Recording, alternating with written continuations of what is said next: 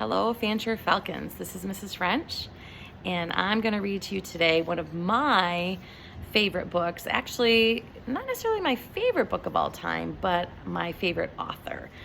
This book is called Thank You, Mr. Falker, and is by Patricia Polacco.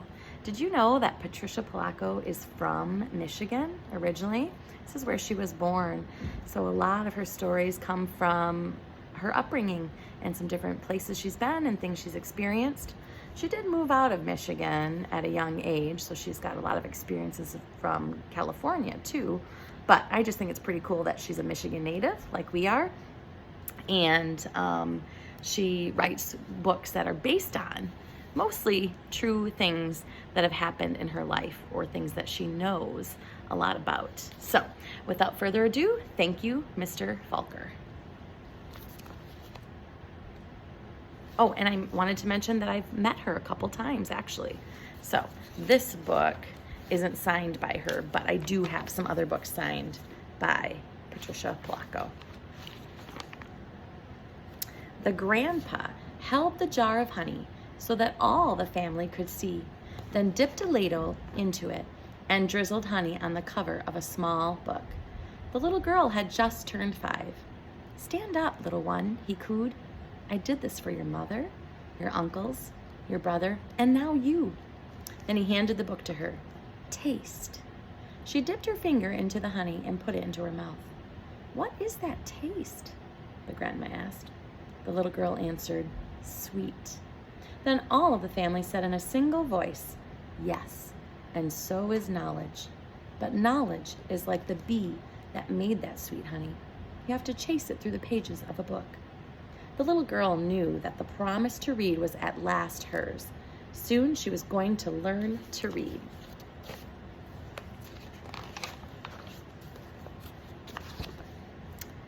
Trisha, the littlest girl in the family, grew up loving books. Her school teacher mother read to her every night. Her red-headed brother brought his books home from school and shared them.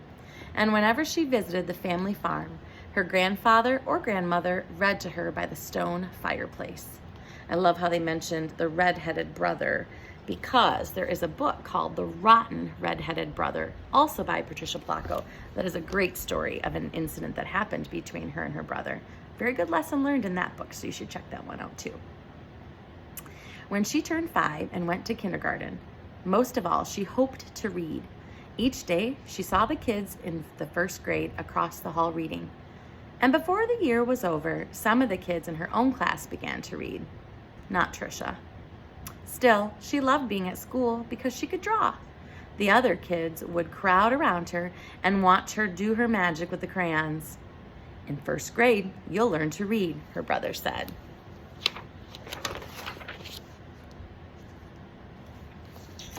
In first grade, Trisha sat in a circle with the other kids. They were all holding Our Neighborhood, their first reader, sounding out letters and words. They said, "Be, be, oi, boy," and la, ook, look. The teacher smiled at them when they put all the sounds together and got a word right. But when Trisha looked at a page, all she saw were wiggling shapes. And when she tried to sound out words, the other kids laughed at her. "Trisha, what are you looking at in that book?" they'd say. "I'm reading," she'd say back to them. But her teacher would move on to the next person.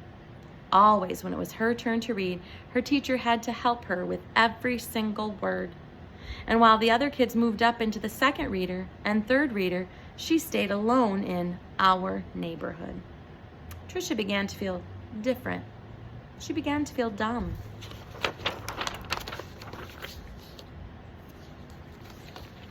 The harder words got for the little girl, the more and more time she spent drawing. How she loved to draw, or just sitting and dreaming, or when she could, going for walks with her grandmother. One summer day, she and her grandma were walking together in the small woods behind their farm. It was twilight. The air was sweet and warm. Fireflies were just coming up from the grasses.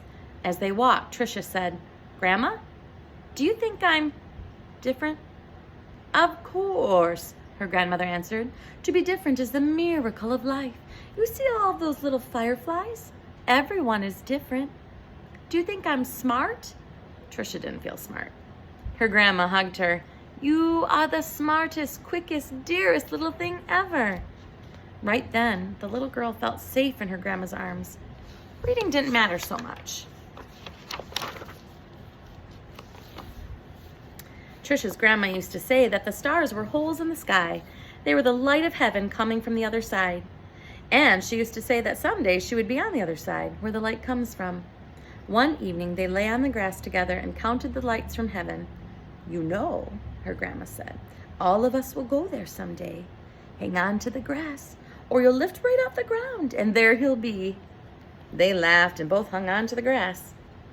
But it was not long after that night that her grandma must have let go of the grass, because she went to where the lights were, on the other side. And not long after that, Trisha's grandpa let go of the grass too.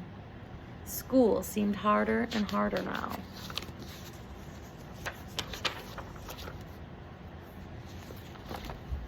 Reading was just plain torture. When Sue Ellen read her page or Tommy Bob read his page, they read so easily that Trisha would watch the top of their heads to see if something was happening to their heads that wasn't happening to hers. And numbers were the hardest thing of all to read. She never added anything right. "Line the numbers up before you add them," the teacher would say. But when Trisha tried, the numbers looked like a stack of blocks, wobbly and ready to fall. She just knew she was dumb.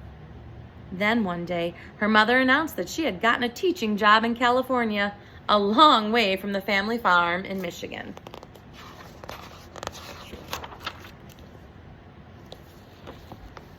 Even though her grandma and grandpa were gone, the little girl didn't want to move. Maybe, though, the teachers and the kids in her new school wouldn't know how dumb she was. She and her mother and brother moved across the country in a two-tone 1949 Plymouth. It took 5 days.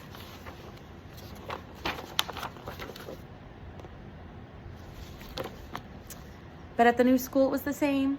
When she tried to read, she stumbled over words. The cat ran. She was reading like a baby in the 3rd grade. And when her teacher read along with them and called on Trisha for an answer, she gave the wrong answer every time. "Hey, dummy," a boy called out to her on the playground. "How come you are so dumb?" Other kids stood near him and they laughed. Trisha could feel the tears burning in her eyes. How she longed to go back to her grandparents' farm in Michigan.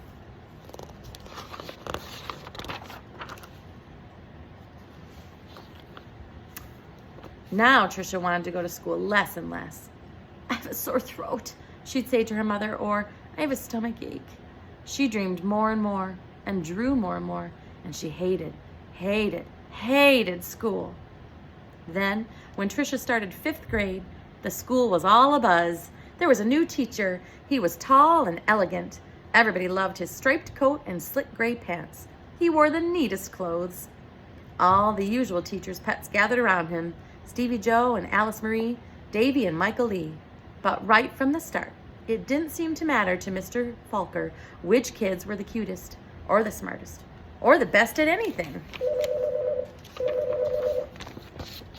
Mr. Falker would stand behind Trisha whenever she was drawing and whisper, "This is brilliant, absolutely brilliant. Do you know how talented you are?" When he said this, even the kids who teased her would turn around in their seats and look at their drawings, or look at her drawings, but they still laughed whenever she gave a wrong answer. Then, one day, she had to stand up and read, which she hated. She was stumbling through a page in Charlotte's Web, and the page was going all fuzzy when the kids began to laugh out loud. Mr. Falker, in his plaid jacket and his butterfly tie, said, "Stop! Are all of you so perfect that you can look at another person and find fault with her?"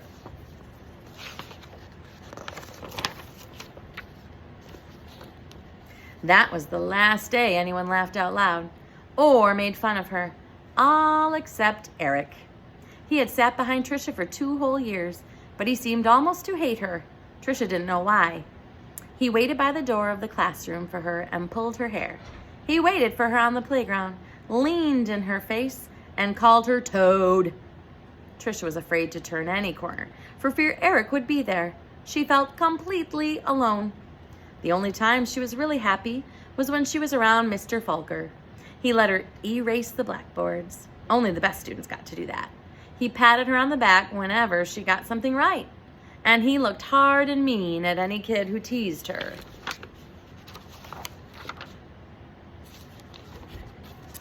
But the nicer Mr. Falker was to Trisha, the worse Eric treated her. He got all the other kids to wait for her on the playground or in the cafeteria or even in the bathroom to jump out and call her stupid or ugly. And Trisha began to believe them. She discovered that if she asked to go to the bathroom just before recess, she could hide under the inside stairwell during the free time and not have to go outside at all. In that dark place, she felt completely safe.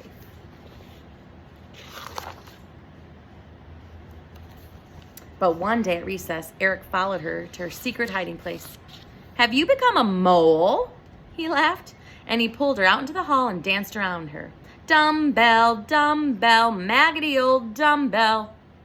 Trisha buried her head in her arms and curled up in a ball. Suddenly, she heard footsteps. It was Mr. Falker. He marched Eric down to the office. When he came back, he found Trisha. "I don't think you'll have to worry about that boy again," he said softly.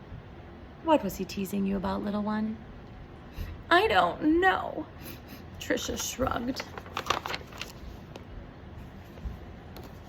Trisha was sure Mr. Falker believed that she could read. She had learned to memorize what the kid next to her was reading, or she would wait for Mr. Falker to help her with a sentence. Then she'd say the same thing that he did. "Good," he would say.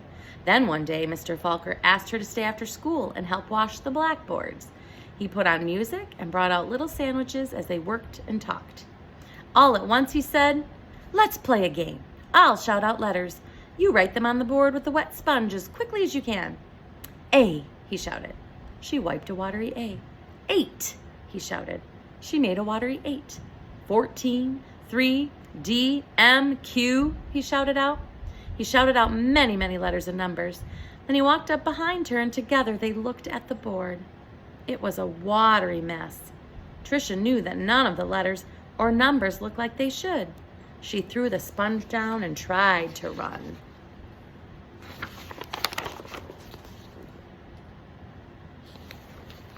But Mr. Falker caught her arm and sank to his knees in front of her. "You poor baby," he said. "You think you're dumb, don't you? How awful for you to be so lonely and afraid." She sobbed. "But little one, don't you understand? You don't see letters and numbers the way other people do. And you've gotten through school all this time and fooled many, many good teachers." He smiled at her. That took cunning and smartness and such bravery. Then he stood up and finished washing the board.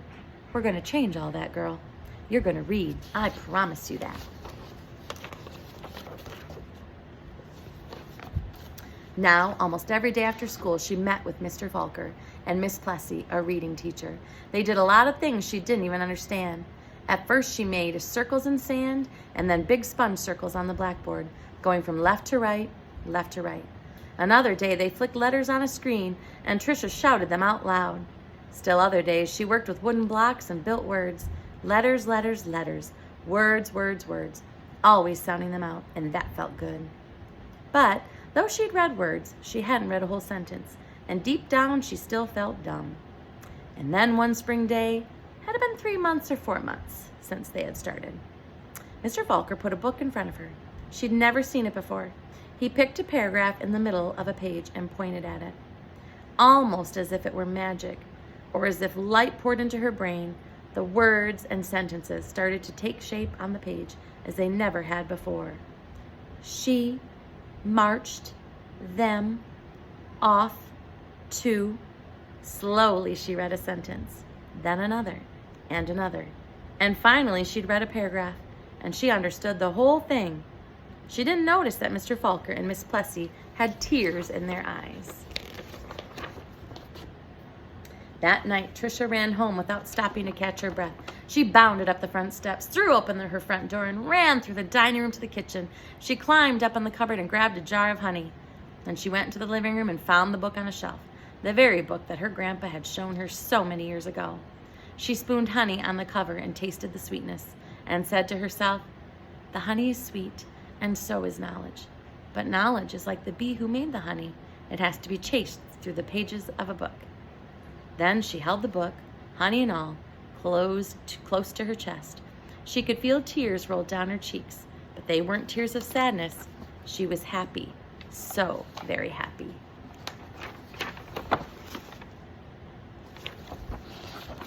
The rest of the year became an odyssey of discovery and adventure for the little girl. She learned to love school. I know, because that little girl was me, Patricia Polacco. I saw Mr. Falker again some 30 years later at a wedding. I walked up to him and introduced myself. At first, he had difficulty placing me. Then I told him who I was and how he had changed my life so many years ago. He hugged me and asked me what I did for a living. Why, Mr. Falker, I answered. I make books for children. Thank you, Mr. Falker. Thank you. I hope you enjoyed that story, boys and girls, and I hope you learned a very valuable lesson that you can do it. You can do it. Anything you put your mind to, you can do it.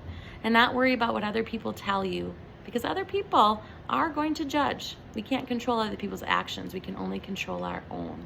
So work hard to be your best and don't let anybody stand in your way, just like this fabulous author, Patricia Polacco.